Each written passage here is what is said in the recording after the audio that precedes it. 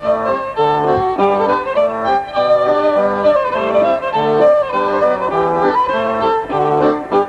been hearing in our What's-Ons about a special exhibition here at Moyse's Hall Museum of some of the most wonderful musical instruments that probably rest in the county of their kind. I'm with Gareth Jenkins, who's a curator here at Moyse's Hall. Gareth, Canon Wintle was a local character from Lawshall, I believe. Yes, that's right. He was there from 1923 until his retirement in 57. And do we know how he got his interest in these wonderful instruments? Well, he told us that it first struck him when he was a child in Kensington. He was born in Kensington, and he saw these street pianos in London and took it from there. When he was a curate in Manchester, he went round a barrel piano factory of Simon Rubino's and learned quite a lot, I think. Now, Rubino's is a famous name. Have we got a Rubino here? Yes, there is. A mandolin piano with Rubino's patent of 1906. It's rather nice. We're talking about pianos then, not instruments with steel notes in them. I mean, like barrel organs. Everyone calls barrel pianos barrel organs. It's just one of those things that have grown up.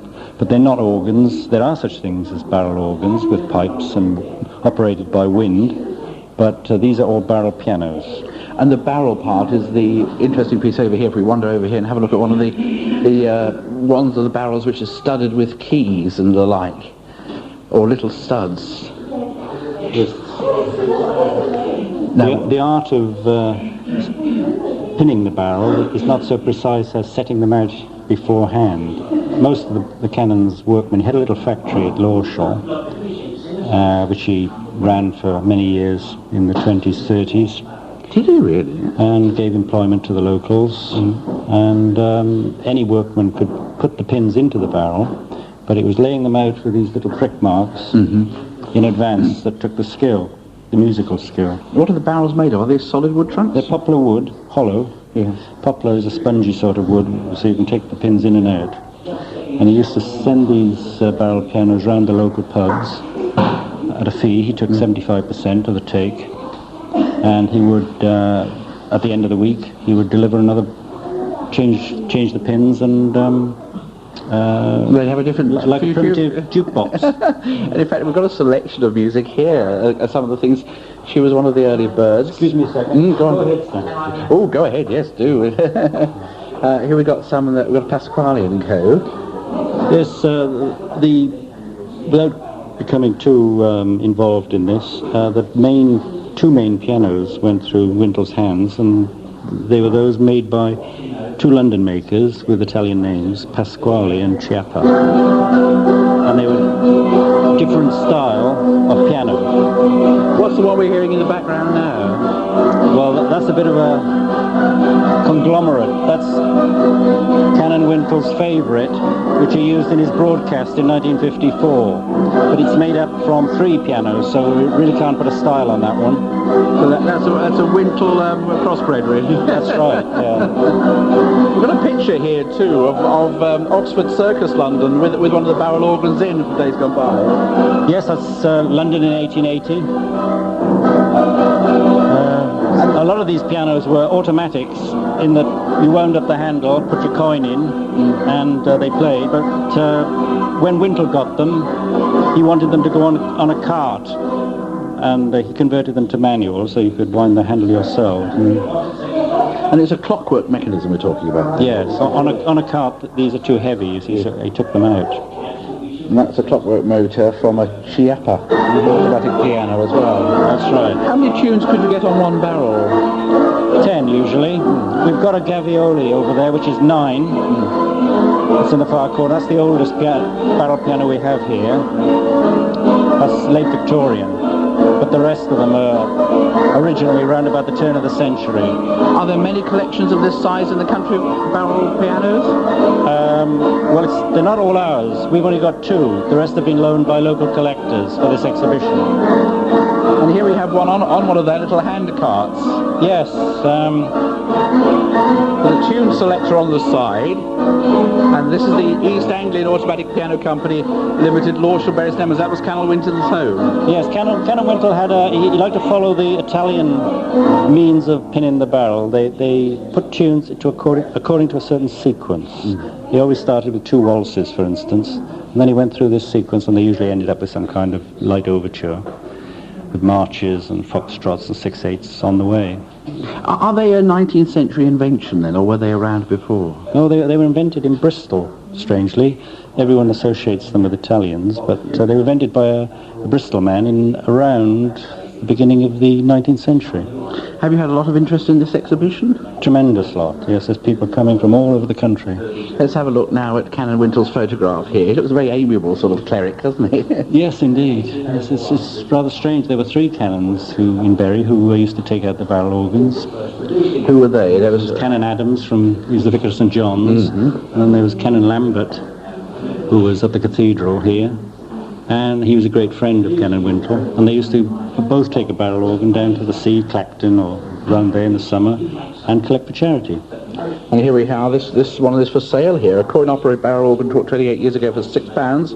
Could fetch anything up to £1,000 at auction. Well, you see, when the Canon died in 1959, a lot of his automatic pianos were still left in pubs. Right. They hadn't been collected. Gosh, you must have had several of them round about the country there, so some of them may have disappeared. Well, he estimated that he'd done several thousand in... several thousand of them? During his work time, yes. So perhaps in pubs right across Great Britain there may be a Wintle restoration job? We get told of them all the time. Extraordinary. How valuable... He saved no end of these from oblivion. And gave a lot of pleasure to a lot of people as well. Indeed, yes. He made in 1955... Yes, come on, I'll follow you. Yes, go along.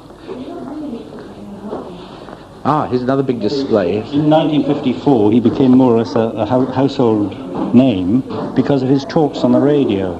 There's the Radio Times from 1954. Oh yes, March the 5th, 1954.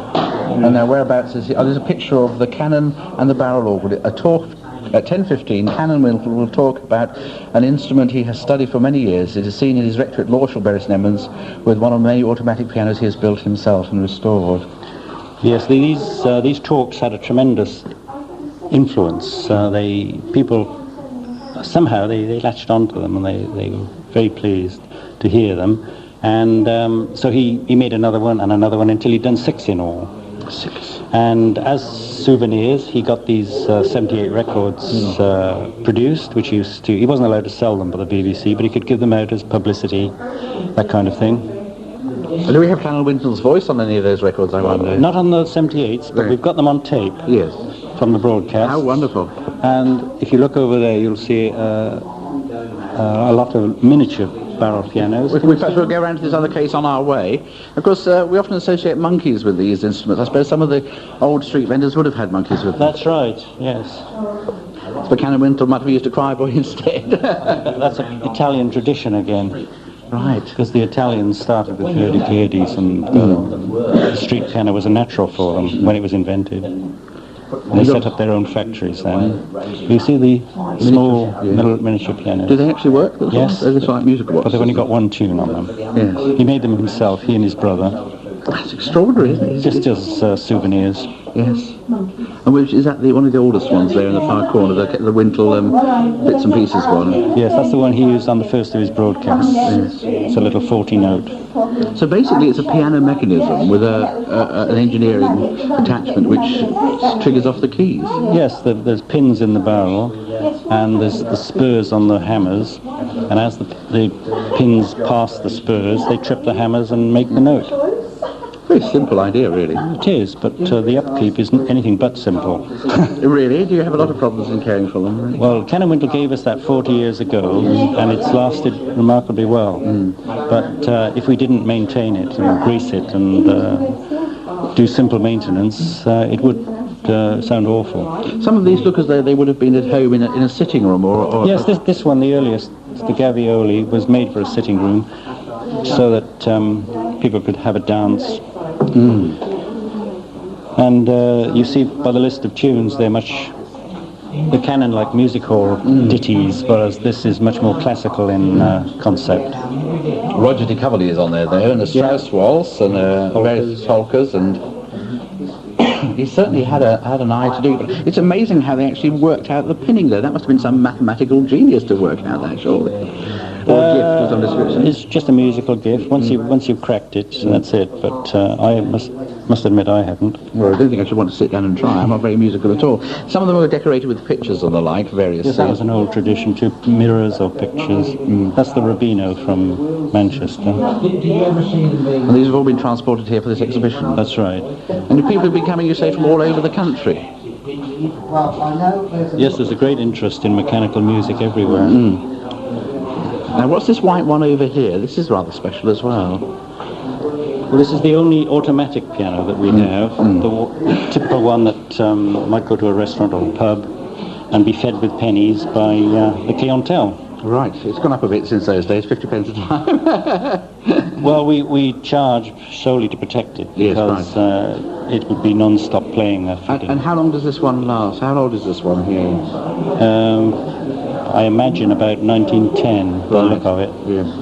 But of course, the Canon did them up at indeterminate times. Could you stop them? So that you just play one tune and stop it and this sort of thing? Yes, and then you can change the tune. There's 10 on this one. And for your penny, you get a double dose. Shall I demonstrate? Oh, yes, please do. Yes, right. We'll put that. Here's the penny.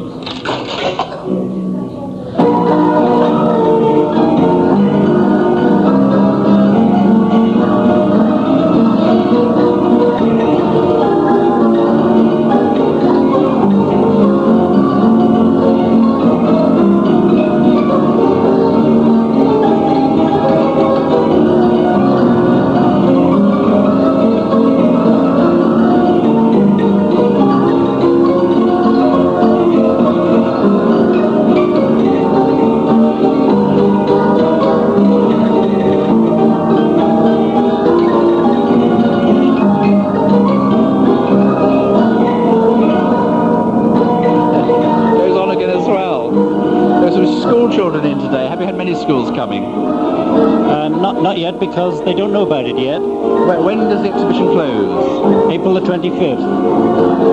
Admission free. And we've also got a cassette on sale of the music. And this will help to preserve some of these wonderful instruments. Yes, indeed. Well, Barry must be very lucky to have such a marvellous collection. Well, it's the first exhibition on Canon Wintle that's ever been. And we thought after 40 years since his death, it's about time we commemorated him.